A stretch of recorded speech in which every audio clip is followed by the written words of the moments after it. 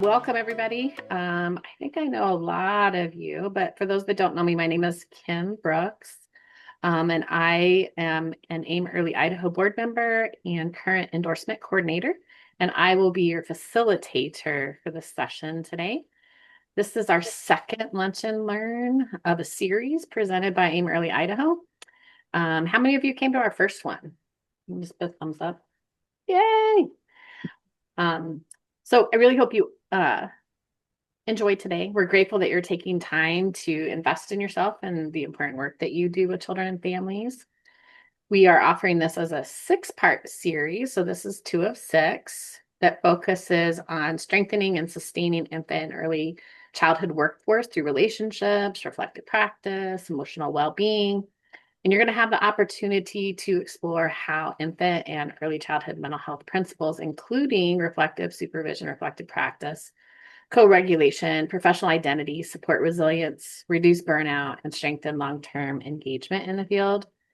And I'll take a moment just quickly to acknowledge our other Aim Early Idaho board members on here. So if you want to hop off mute and then introduce yourself, that would be great, board members. Okay, I'm Kristen McKee. I'm a board member for Aim Early Idaho, and I didn't need to unmute myself, but I will now mute myself. And Jessica, do you want to introduce yourself?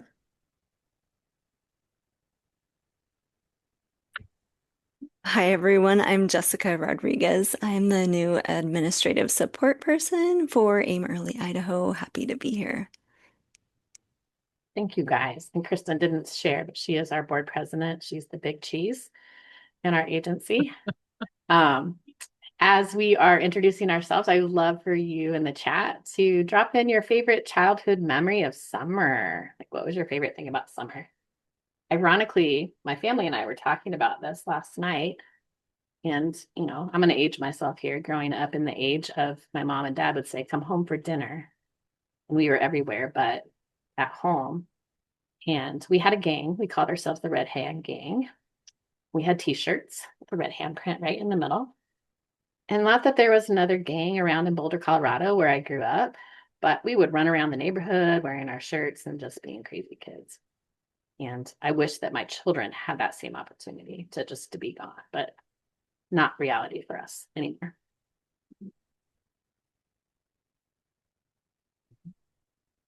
I'll give you guys a few minutes. So drop in your favorite childhood memory. Ooh, let's see. We got some coming in. Playing outside, being in the garden, popsicles on hot days, and I also grew up very close to Boulder. Great place to grow up.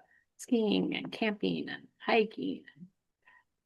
Going to Oregon Coast, seeing grandparents, swimming. Oh yeah, swimming grandpas, and being the designated pool girl, taking care of the pool all summer. I'm glad that was a good memory for you to be the pool girl.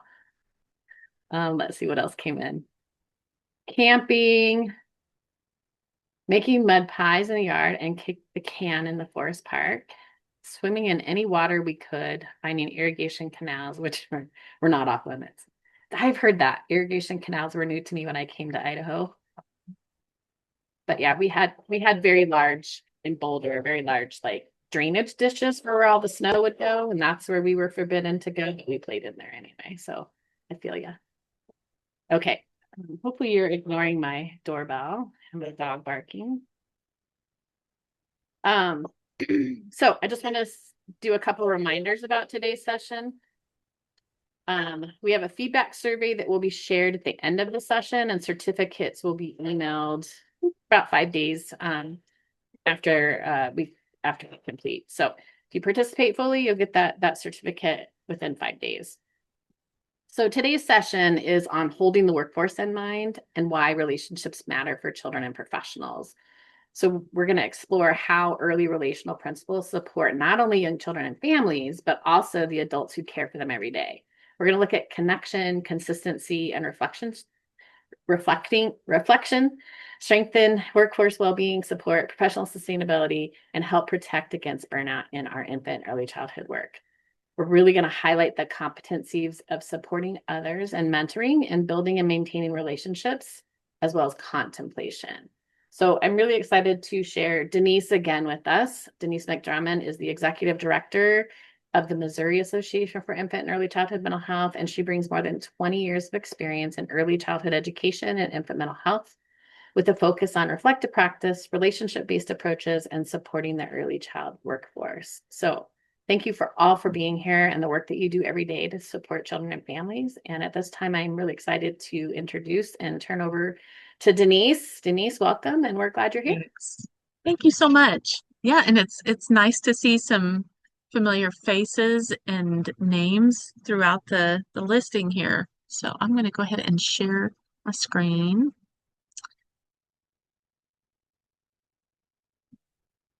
Okay, are you seeing the slide? You'll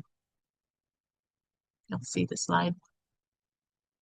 No, no, sure not. No, it looks like We'll yours. try again.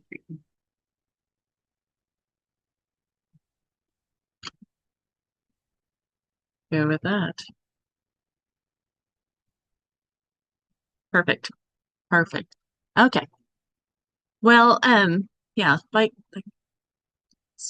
it's very interesting, some of the little conversation beforehand. So before we jump in, let's go ahead and do a check-in. So I know that Kim had you kind of check in with your favorite summer thing, but let's just check in for how you're feeling right in the moment. And I decided sunshine because we have had very little of that lately. We've had so many clouds and so much rain the last several days. It's kind of, well, it can get a little ick at times, but I'd love to, just pop it into the chat. How are you feeling today? Um, I will say that right at the moment, I'm probably around a 5. I have a really long list of to-dos today, and it will eventually get done, but it's going to be a minute. So, but it can be quite a lot. So how are you today?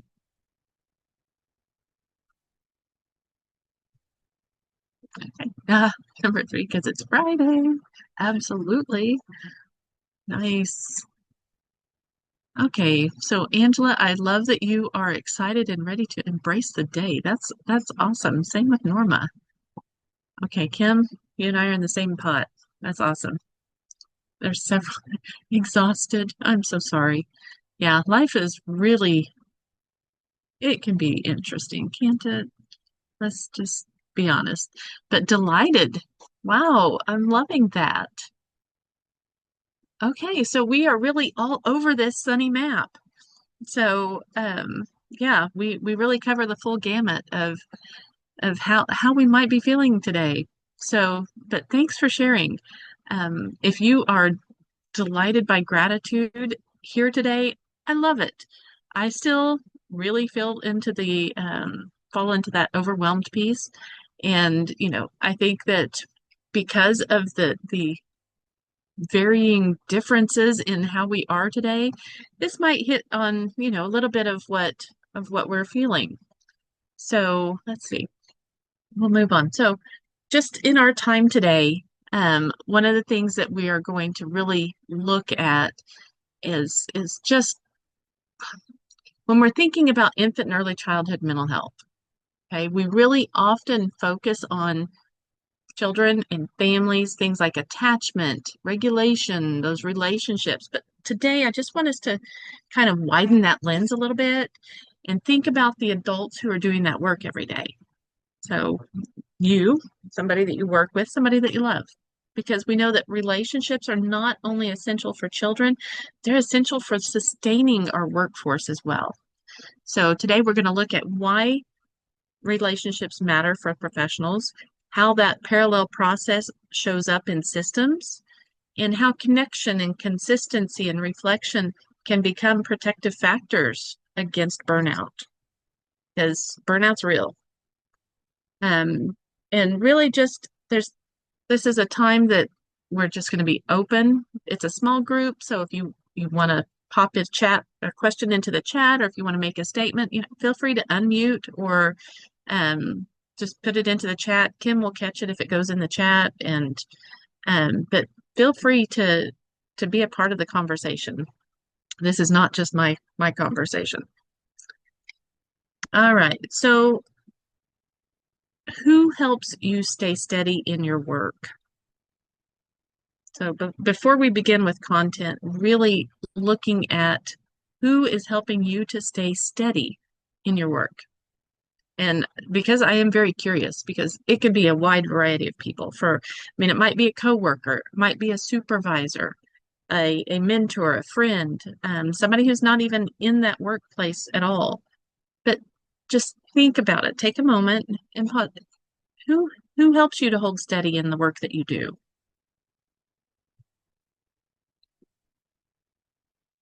And if you are willing to share, what is it about that relationship that helps? I'd love for you to share it with us.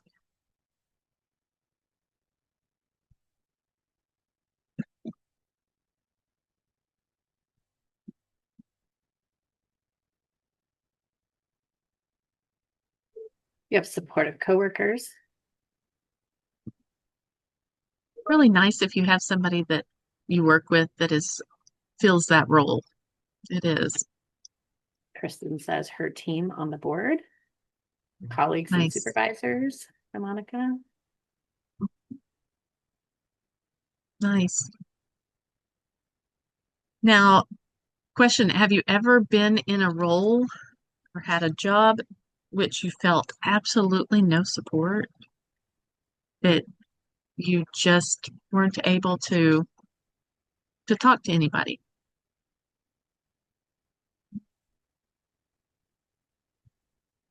Some more coach, mentor, and Kristen. Awesome. Mentor, husband, prayer, co-workers, and director. That's awesome.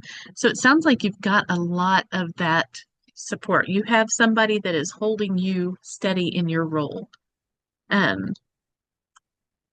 So when you think about that, take a moment now. You have a person in mind.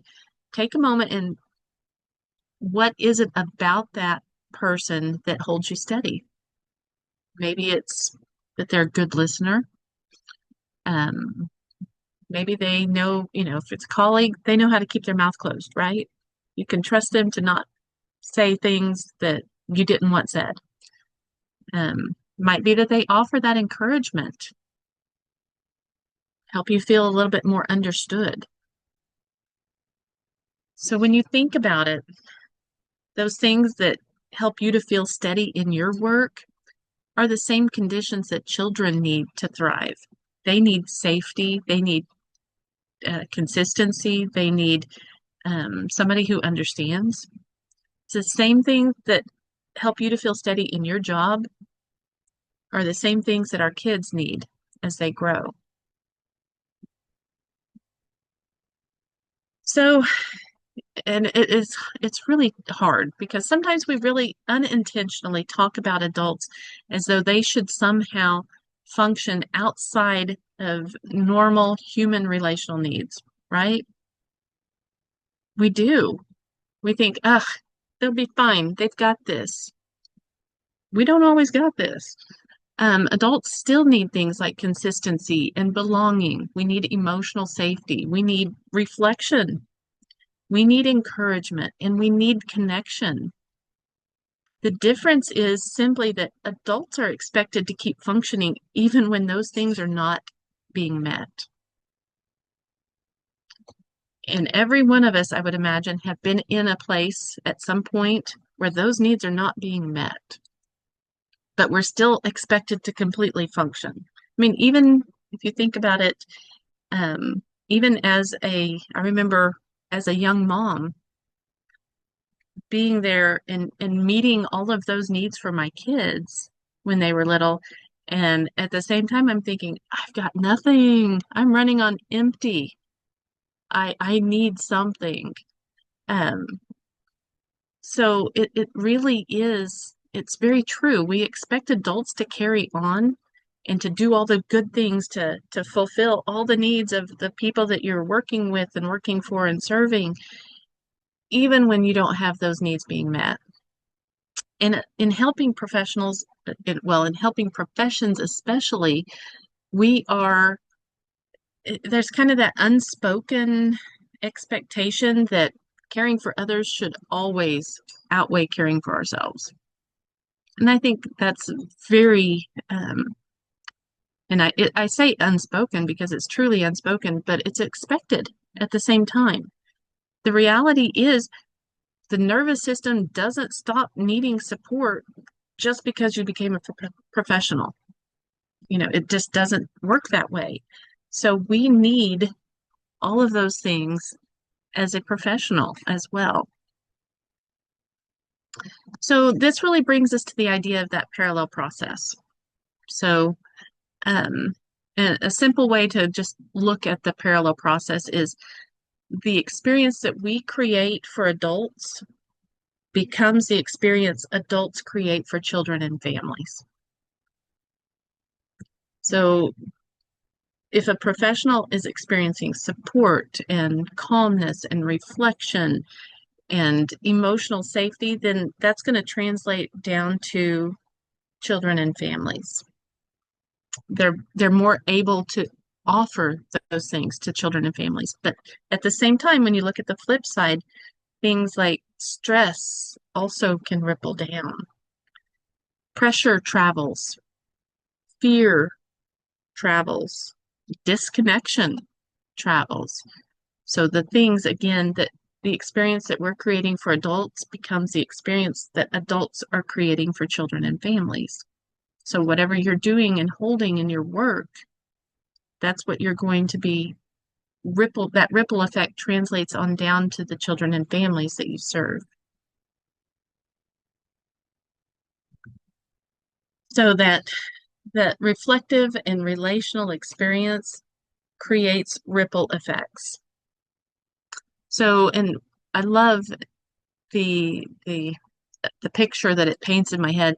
A single supportive interaction can change everything, right? If you ever had this amazingly horrid day, and I think of Alexander in the horrible, no good, very bad day, but one thing is able to change that. You've been doing all this work, you've been bending over backwards trying to get things done, and all it took was just somebody saying one thing that made it all worth it. So that single supportive interaction can influence an entire day. It can influence a relationship, even a team culture. It can even influence long-term workforce retention. And that's what our systems are needing, right? So for example, you have a supervisor who's working with a provider. So let's say you have the supervisor. That supervisor responds with curiosity instead of criticism to something that may be being discussed. So that supervisor responds with this professional with curiosity instead of criticism. That professional then feels calmer, less defensive. That calmness changes how they interact with a parent, right? That parent then feels less judged, maybe more supported. And then that parent can then respond differently to their child. So those ripples, right? Those ripples continue and change and influence in ways that we may never see. But the opposite is also true. When that professional feels constantly dismissed or overwhelmed or emotionally isolated, then that's also going to shape the emotional climate of the work.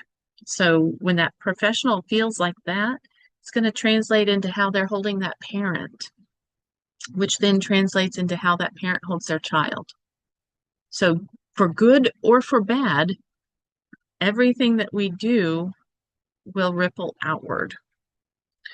Relationships are never experienced in isolation. They spread outward. So the question then becomes, what is flowing through our systems? What's flowing through our systems? Because if we want regulated children, we also have to think about supported adults, right? Because it ripples. And this work asks a lot of you.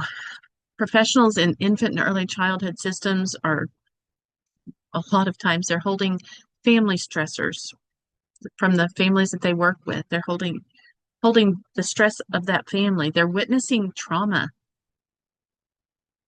They are navigating crises, sometimes multiple crises in a single day. They're supporting dysregulation from families and children. They're trying to manage system barriers, and they're still expected to remain calm and responsive. That's a lot. And not only that, many professionals are doing this all while managing your own stressors outside of work, right? Because we all have a life, and our lives are impacting our work, right? You know, when you think about it, you know, just a regular day. So say you have a kid in seventh grade. So say that you have a seventh grader about to go drop them off at school. You get them into the car, you get halfway to school. Mom, I left this project at home. I've got to have it. It's a huge grade. Okay. So you turn around, you go get it. So now you're running late, trying to get the seventh grader to school on time. You're really kind of aggravated with the kid now too, because you're late. So you get them to school, drop them off. You're late to, say, if you're a home visitor, you're late to that first family. Okay, you get there, but you're dysregulated yourself. You're all stressed. You are trying to figure out, oh my goodness, well, now this is going to bump my whole day off, right? So you're dealing with the family. You go into these families who are obviously experiencing stressors, because they are a family in need.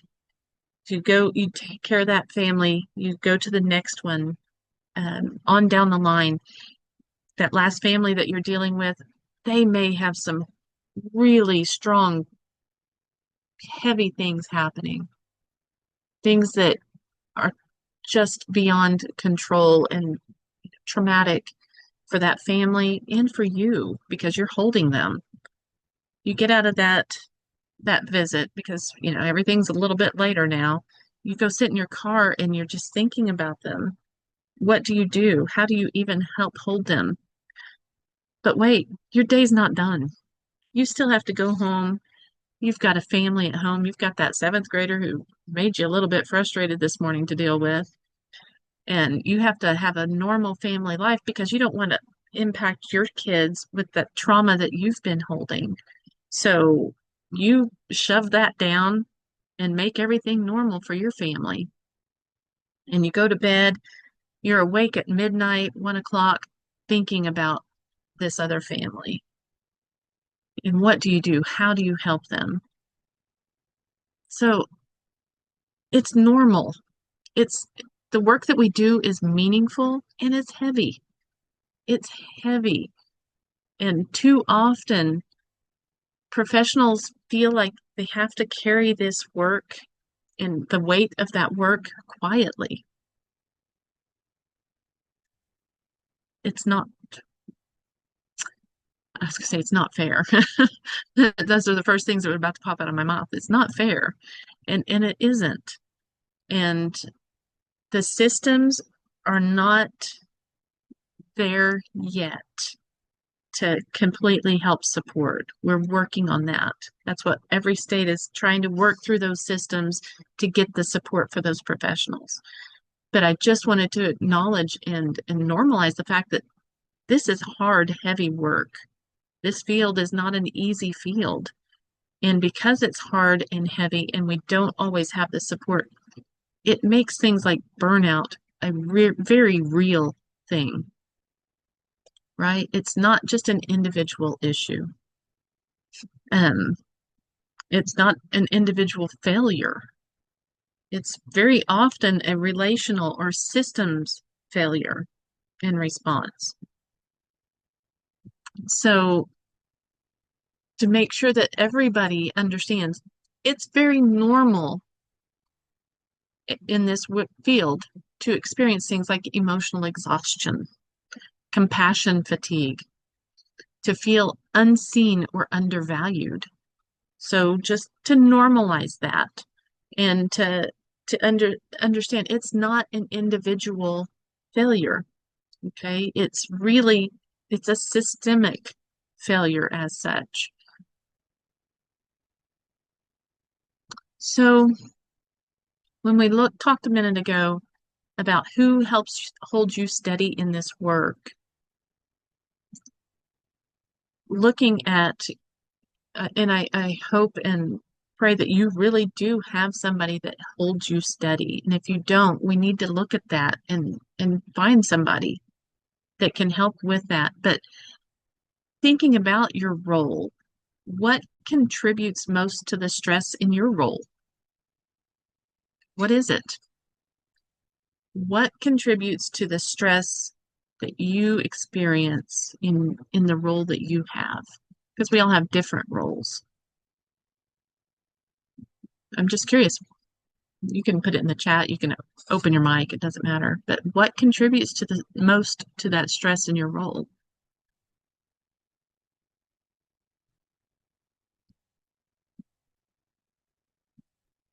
I'll And I, venture yeah, a go thing. ahead. It's when many things are going on and you don't have a say in Mhm. making things better. The That that no control. right.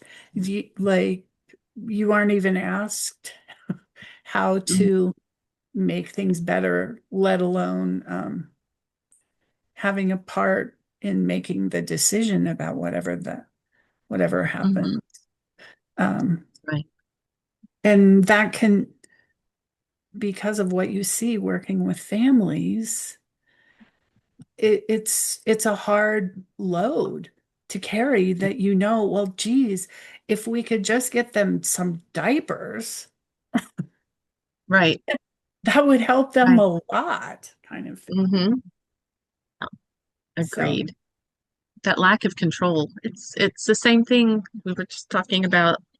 Children have the same needs that, we have the same needs that we're trying to hold for children. And giving children some sense of control matters. It matters for adults, professionals as well. Having a say in what we do and how we support families matters. It's Kristen. Angela agrees with Kristen, and Annika Mhm. indicated system issues as a Mhm. Yeah, it is. It is a hard field to be in. I'll say that. And we talk about burnout as though it's an individual wellness problem, right? But, like people just need a little bit more self-care, or they just need to be a little bit more resilient or have stronger boundaries. It's not the same, is it? Burnout generally will reflect something that's much larger and more systemic, because it isn't just an individual issue. People don't burn out just because the work is hard. Work is hard everywhere, but people will burn out when they feel alone in the work that they're doing, when they feel unseen or unsupported, when they feel emotionally unsafe. That's where it becomes much less individual and much more systemic. And when we can shift that conversation from what's wrong with this person to what's happening around this person, that is why relational supports are so essential. And that's where we come into that part of really having those people in our world that we can lean into that hold us steady in our work.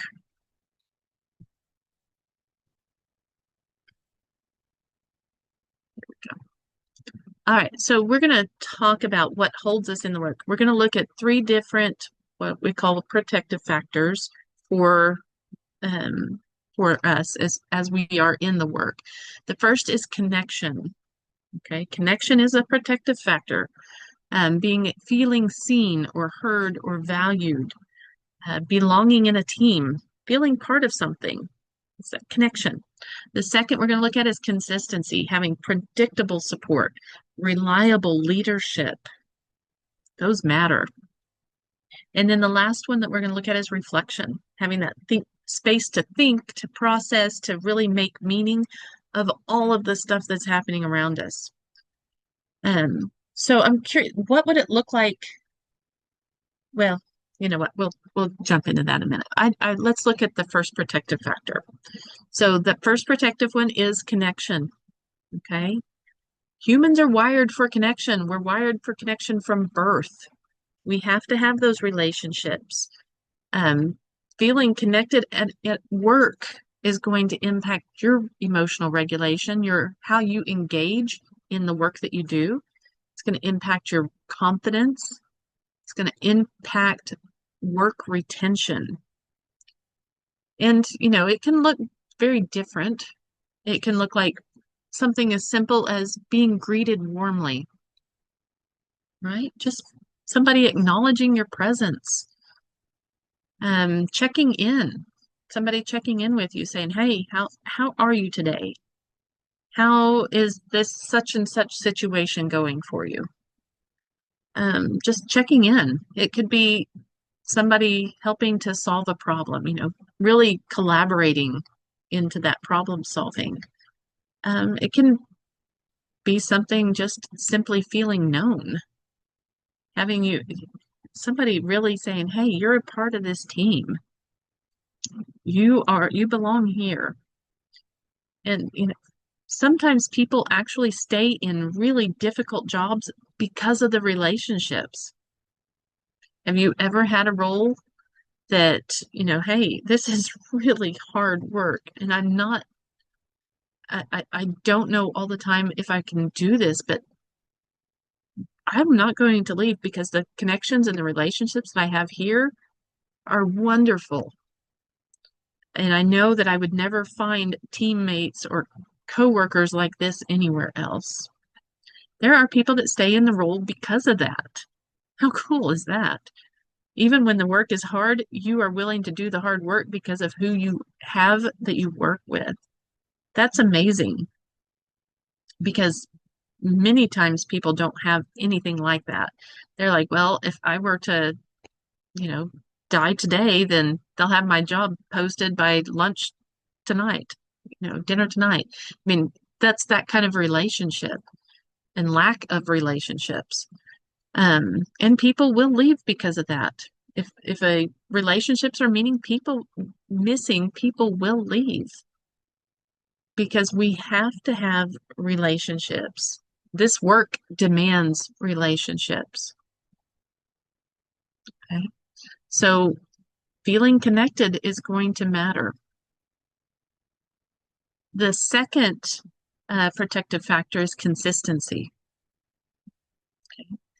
Predictability creates safety. When professionals know what's available, who they can turn to, what's expected,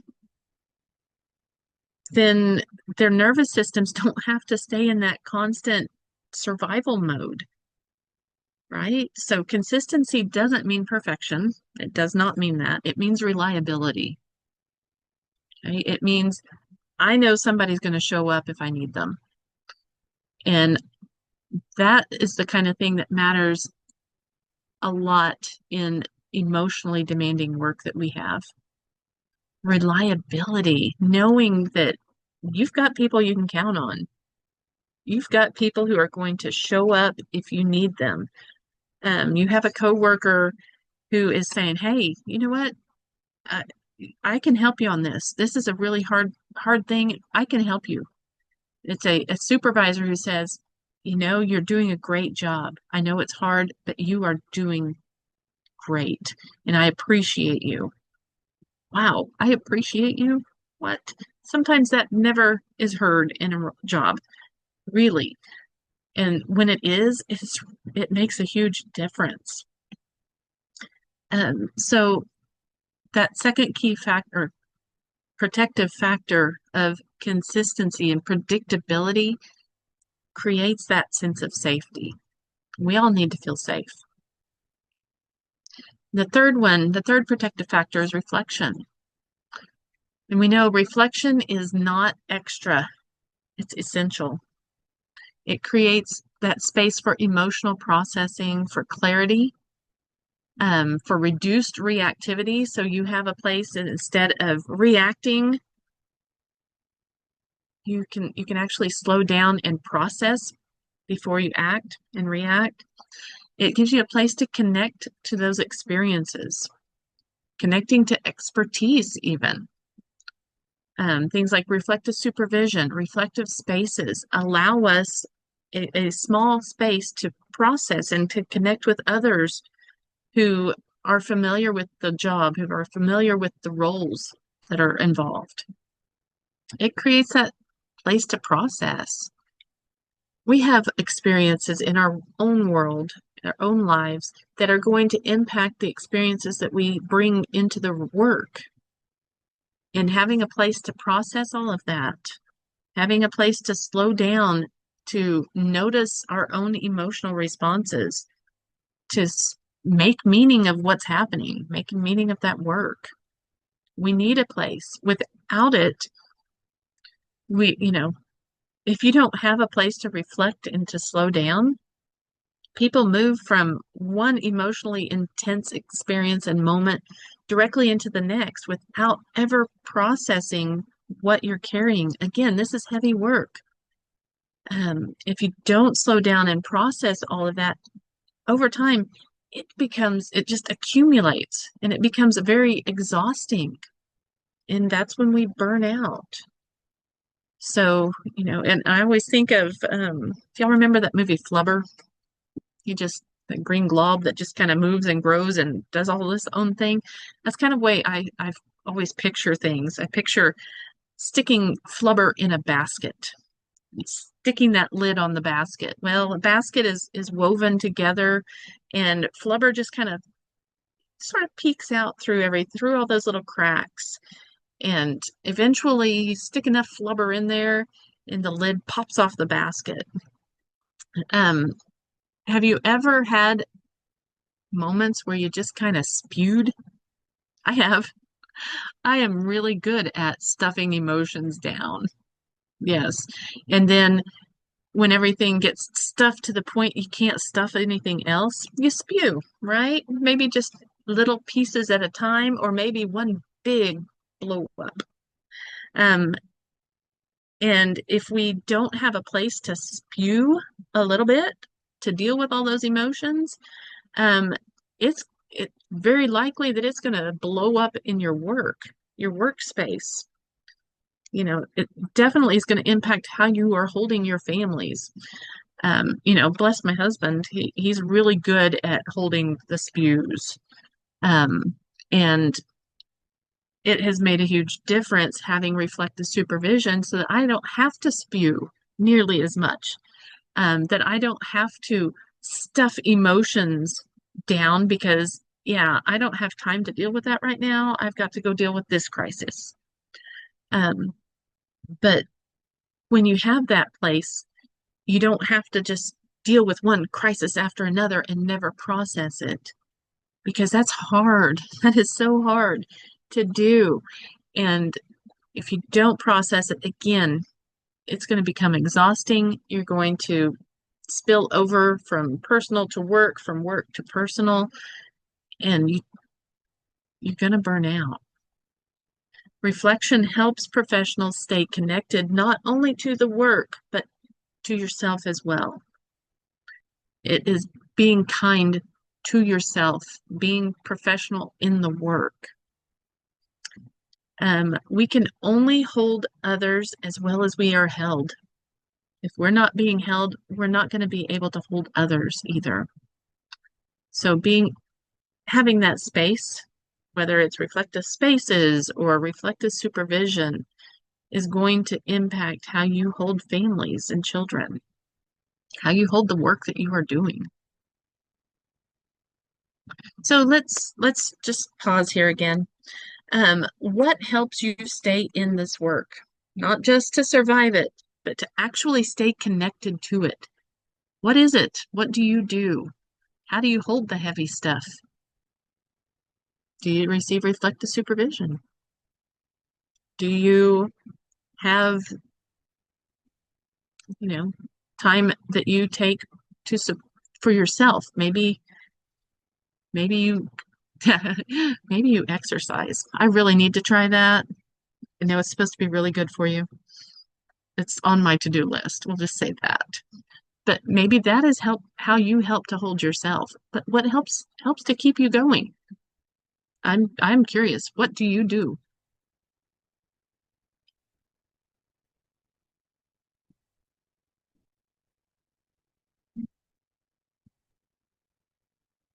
Well, I participate in reflective practice on a professional No? side, but on a personal side, I make sure that I am doing something active. And usually for my husband and I, when the weather's nice, is we take a walk together and it's just us.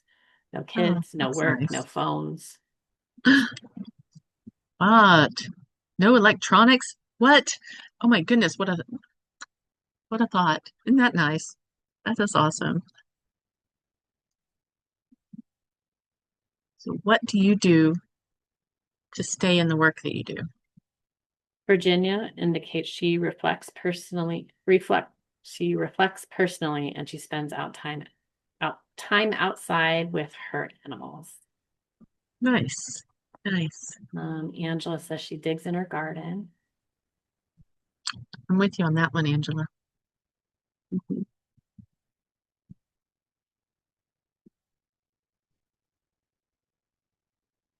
Norma Um, indicates she has oh, support at home and at work. mhm. Good, good. So it's important that you have a way to support and steady yourself. And Denise It says is. outside time and with family and friends. Wonderful. That's wonderful. So when you are trying to deal with this work, we don't want to just, like the page says, not just survive, because we can survive lots, but we want to actually thrive in the work. We want to be able to stay connected in a way that helps us grow as well as the children and families that we work with. And I am fully into the idea of which I love to garden and being outside. There is a lot to be said for interacting and just getting outside and breathing fresh air that does a lot for your nervous system. So I love that. Lots of outdoor stuff. We had one more come in from Ophelia. Uh-huh. Relations built with families and coworkers. Exactly. Relationships are key. They really are. So when we're talking about reflection and whether it's reflective spaces or reflective supervision, um, one of the biggest things that reflection does is to help regulate and support our actual nervous system. It regulates, it supports that. It helps us to remain regulated enough to remain relational. And that's what we have to be able to do. When people have opportunities to think about their experiences in safe relational spaces, they're often less reactive, okay, more proactive, less reactive. They're more thoughtful. They're more emotionally available and they're more connected. Reflection is not extra work. Okay, it's not another thing that you have to add to your list. It really is the work. It's not extra, it is the work. It creates that place of emotional processing, reduced reactivity, clarity, guys. It does help us to think more clearly about what we're doing, what we're holding, how we are holding it. It connects you to your expertise because you have a space to come together with others who are doing the same work. You can see that we cannot expect adults to create regulated relationships for families if they're not experiencing the same relationships themselves. That whole, you can't pour from an empty cup. You can't give what you can't receive. You know, what you're not receiving, you can't give. So you can only hold others as well as you are held. It's part of sustaining the workforce. This is all part of continuing and sustaining the workforce. So small shifts, big impact. So relational culture is really often built through those little moments. Okay, it doesn't take a huge experience. It doesn't take something major in your work culture to actually have a big impact. Shifting and having small things like maybe beginning a meeting with a check-in, making spaces for reflection, whether it is in set aside specific times or really just being able to have a moment that is for, for reflection, giving people that space. It could be responding with curiosity, normalizing uncertainty. We are in a really, and I think, well, you say we are in a really uncertain time as far as, funding and systems. But I really truly think that every generation has said that. We are really in uncertain times. We are always in uncertain times. So why don't we just normalize that? Why don't we just say, hey, this is what it is? It could look like, those little shifts could be, celebrating strengths for your group. Hey, did you see what Paul does? The way he holds those families, that is a really big gift of his. Recognizing people for that. Making sure that reflective time is protected time. Again, making sure you look at reflection in that time as you schedule things around reflection. You don't schedule reflection around things, right? Because it's protected time. None of those kinds of ideas, none of those things require perfection. They don't require a lot of time. They don't require a lot of effort. But when you look at them together, they can change how people experience the workplace. Small shifts, little things. So when you're looking at doable strategies, so as leadership, beginning, beginning meetings with a check-in, slowing down enough to see how are people doing today. And again, modeling things like curiosity over correction. Instead of jumping all over paperwork that wasn't filled out exactly right. Be curious instead. Say, I wonder what this person's schedule has been that they actually forgot to turn this in. Creating those predictable touch points. Say, hey, we are in the middle of a project. We're going to touch base on how things are moving forward next Friday at 2. Making sure things are predictable. Again, that consistency creates predictability, right? If you are working with a team, having some of those support moments, peer support moments. So, checking in, say, how are you doing? How can I help? How can I, support you as you're doing that work?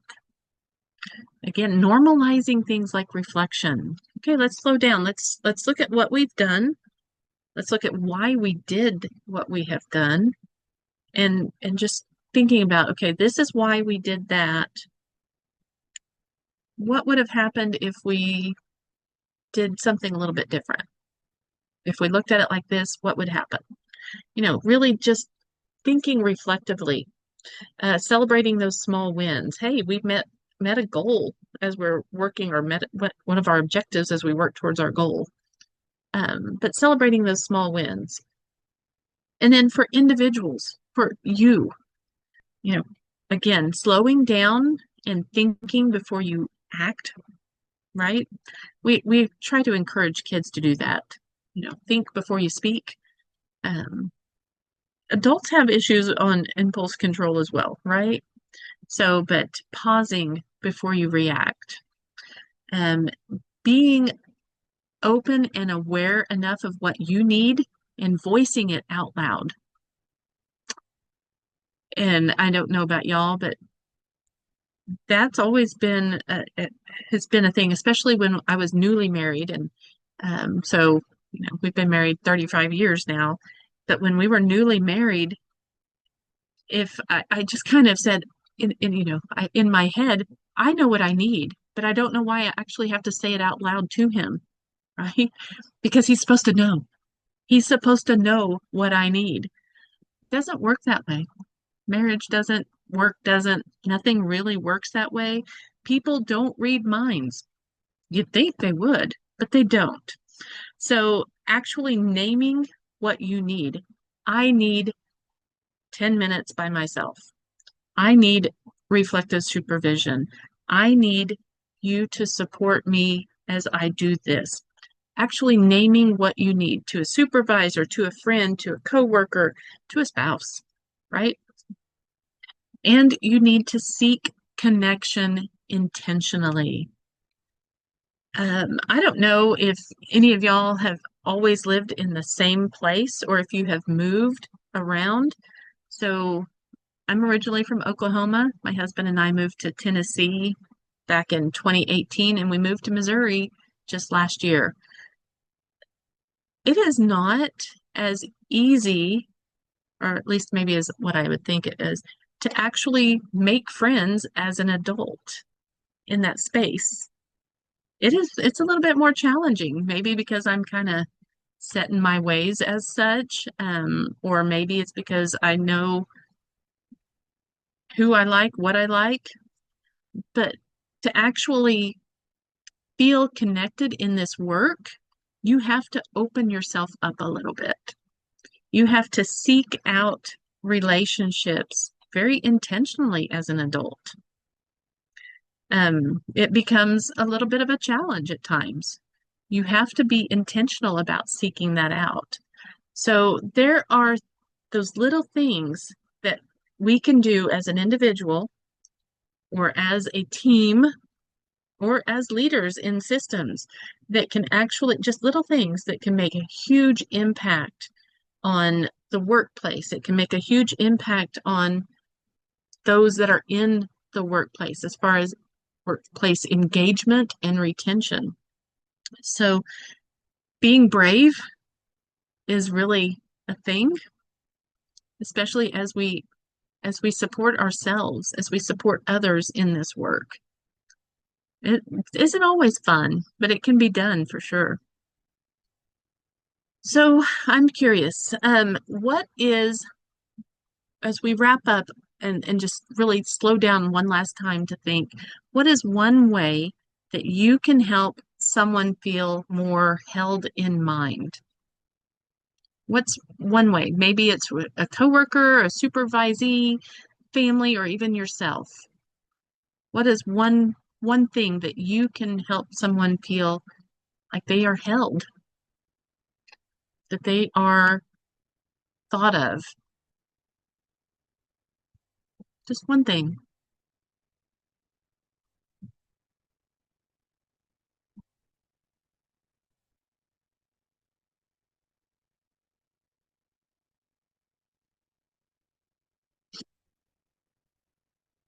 You can just open up your mic and just say it, or you can put it in the chat. Just one thing, guys, that you can do today that helps somebody feel seen or held in mind. because we know that when people feel seen and supported and held, they are more able to offer those same experiences to others. One thing. Julia says she likes to do check-ins via text with a special message. Oh, that's nice. Jessica likes to take time to check in with them. Mm-hmm. Angela, Virginia, and Norma all say they want to just listen, be available to Nice. listen. Kristen Mm-hmm. said, ask if a coworker's team members need anything on a regular basis. Tina, tell them I see you and I appreciate you. And Denise, Nice. active listening. That's awesome. Oh, and anonymous notes from Virginia. Very good. That's really nice. That way they just kind of get something that makes them feel nice and they don't even have to know who said it. So as we come to our end, I want you to remember what we offer children, we have to offer each other. Okay. So again, at the heart of infant and early childhood mental health is a very simple truth that relationships matter, not only for children, not only for families, but for the workforce as well. We are the workforce and it matters. Relationships matter. When we create systems that professionals feel connected and safe and reflective, excuse me, and supported, we are strengthening the ecosystem around kids. We are strengthening everything around them when we strengthen our systems. So ultimately, again, what we offer children, we have to offer each other. It's what we do. So when we hold the workforce in mind, guys, we're not stepping away from work. We are strengthening it. And because adults, when they feel seen and connected and supported, children are going to feel it too. Okay. So I appreciate you guys being here. Thank you so much for listening.